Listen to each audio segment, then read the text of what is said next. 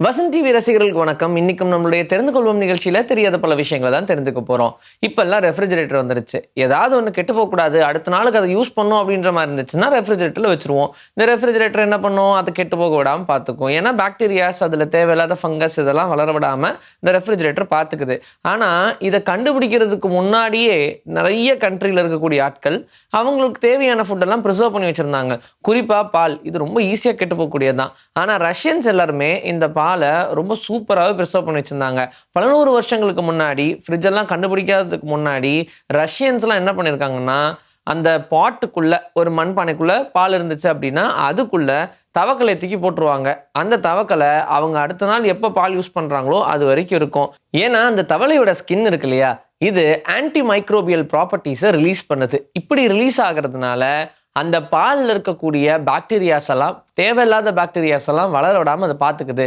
அதன் காரணமாக தான் இந்த பால்குள்ள தவக்கலையை போடுறது அப்படின்றது எல்லாருமே பண்ணாங்க. பட் இந்த விஷயம் அவங்களுக்கு தெரிஞ்சு பண்ணாங்களோ தெரியாமல் பண்ணாங்களோ, பட் அதை பண்ணாங்க, அதை யூஸும் பண்ணாங்க. ஸோ இந்த மாதிரி தான் நிறைய கண்ட்ரிஸ் ஒவ்வொரு மாதிரியான வேலைகளை பண்ணிக்கிட்டு இருந்தாங்க, ஒரு ஃபுட்டு கெட்டு போகாமல் இருக்கிறதுக்காக. ஒவ்வொரு எறாவும் ரொம்ப முக்கியம்னு சொல்லுவாங்க. எறானா நீங்கள் நினைக்கிற மாதிரி சாப்பிட்ற எறா கிடையாது, நம்ம வாழக்கூடிய அந்த வருஷங்கள். இப்போ 1999 அதுக்கப்புறமா அப்படியே ஆரம்பிச்சது 2000, இந்த செஞ்சுரியே பார்த்தோம்னா ரொம்ப ரொம்ப டிஃப்ரெண்ட்டாக இருந்துச்சு, நிறைய அப்கிரேட்ஸ் இருந்துச்சு. ஆனால் அந்த 99 அப்படின்ற அந்த 19th செஞ்சுரிலாம் பார்க்கும்போது அது கொஞ்சம் வியர்டாக, எல்லாருமே அப்போ தான் புதுசு புதுசான விஷயங்கள்லாம் பார்த்துட்டு இருந்தாங்க, நிறைய வியர்ட் ஃபீலிங்ஸ்லாம் இருந்துட்டு இருந்துச்சு. இப்படி 99, அதாவது 1999 டிசம்பர் 31 அந்த சன் செட் ஆச்சு இல்லையா, அந்த ஃபோட்டோ பார்த்தீங்கன்னா இப்போ ரீசெண்டாக இன்ஸ்டாகிராம்லாம் செம வைரலாக போய்கிட்டு இருக்கு. அந்த 19th செஞ்சுரி பார்த்தோம்னா கிளைமேட்டோட ரொம்ப ஒன்றிணைஞ்சிருந்துச்சு அப்படின்னு சொல்லலாம். ஏன்னா எந்த ஒரு பெரிய டிசாஸ்டரும் நடக்கல. அன்டில் ஹியூமன்ஸாக நிறைய விஷயங்கள் பண்ணாங்களே தவிர்த்து இயற்கையாக நமக்கு எதுவுமே தரல. ஆனால் நம்ம எல்லாம் தந்ததுனாலையோ என்னமோ தெரியல, இயற்கையாக நிறைய விஷயங்கள் இந்த 2000 வர ஆரம்பிச்சது.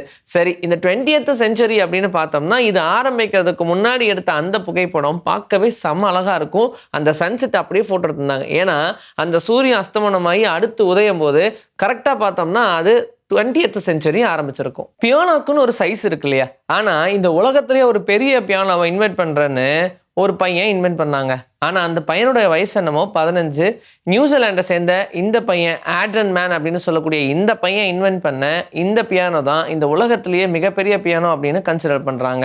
ஏன்னா இது ஒர்க்கும் ஆகும், பார்க்கறதுக்கு ரொம்ப நீளமாக இருந்தாலும் எல்லா கீஸுமே பர்ஃபெக்ட் சவுண்டோடு இருக்குது. அதனால அஃபிஷியலாகவே அதை அனௌன்ஸ் பண்ணிட்டாங்க, இதுதான் இந்த வேர்ல்டுலேயே பர்ஃபெக்டான பியானோ, அதுவும் பெருசாக. ஜப்பானில் இருக்கக்கூடிய ரயில்வே ஸ்டேஷன் பார்த்தீங்கன்னா கிட்டத்தட்ட ஒரு சூசைட் பாயிண்ட் அப்படின்ற மாதிரி தான் இருந்துச்சு. நிறைய விரக்தியில் இருக்கிறவங்களாம் ஜப்பானில் இருக்கக்கூடிய ரயில்வே ஸ்டேஷனில் போய் அங்கே இருக்கக்கூடிய ட்ரெயினில் விழுந்துடுறாங்க. இதனால் நிறைய உயிரிழப்புகள் ஏற்படுது அப்படின்ற மாதிரி ஒரு பெரிய பிரச்சனையே அந்த கவர்மெண்ட்டில் போயிட்டு இருந்துச்சு. அதையும் பேசிகிட்டு இருந்தாங்க ரீசால்வ் பண்ணுறதுக்காக.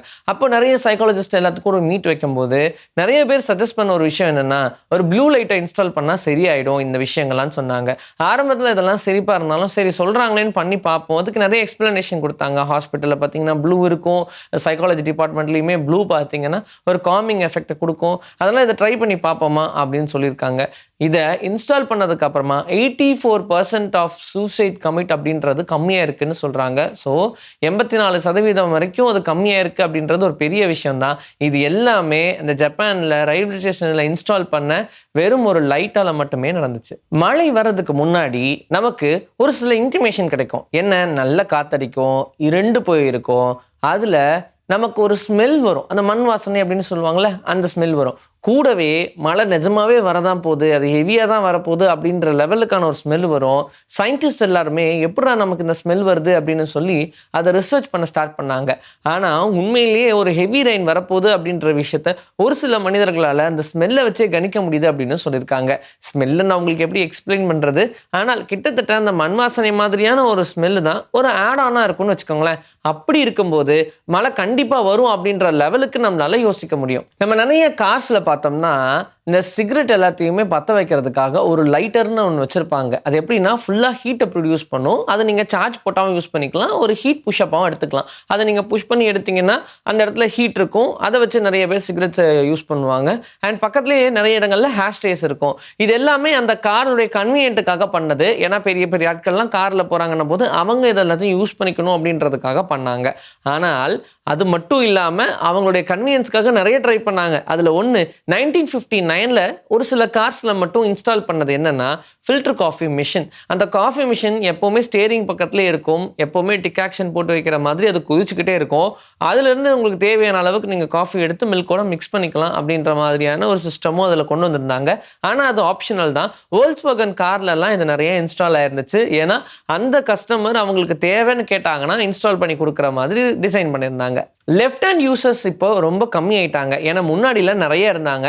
ஏன்னா லெஃப்ட் ஹேண்ட் யூஸ் பண்ணி எழுதுறது, பிரைமரியான ஒர்க் எல்லாமே லெஃப்ட் ஹேண்டில் பண்ணுறதுன்ற மாதிரி இருக்கும். குறிப்பாக எழுதுறது தான் ரொம்ப முக்கியம்னு வச்சுக்கோங்களேன். ஆனால் இவங்க வந்து ரைட் ஹேண்டில் எழுதுறவங்கள விட 140 அளவுக்கு ஐக்யூ அதிகமாக இருக்கும் அப்படின்ற மாதிரி சொல்கிறாங்க. சரி, இதெல்லாம் ஓகே. இது எப்படி சொன்னாங்க அப்படின்னு கேட்டால், ஐசக் நியூட்டனாக இருக்கட்டும், ஒபாமாவாக இருக்கட்டும், இவங்க எல்லாருமே ஃபேமஸான லெஃப்ட் ஹேண்ட் யூசர்ஸ் தான். அதனாலேயே இதை வச்சு ஒரு ரிசர்ச் கண்டக்ட் பண்ணி ரைட் ஹேண்டை விட லெஃப்ட் ஹேண்டில் யார் அதிகமாக எழுதுறாங்களோ அவங்களுடைய ஐக்யூ ரொம்ப ஷார்ப்பாக இருக்குது அப்படின்ற விஷயத்த கண்டுபிடிச்சாங்க. இன்னைக்கு நம்மளுடைய தெரிந்து கொள்வோம் நிகழ்ச்சியில் தெரியாத பல விஷயங்கள் தெரிஞ்சுக்கிட்டோம். இதே மாதிரி சூப்பரான கண்டென்ட்டோட உங்களை நான் வந்து சந்திக்கிறேன். Until then, this is bye from Vijay Sri. Take care.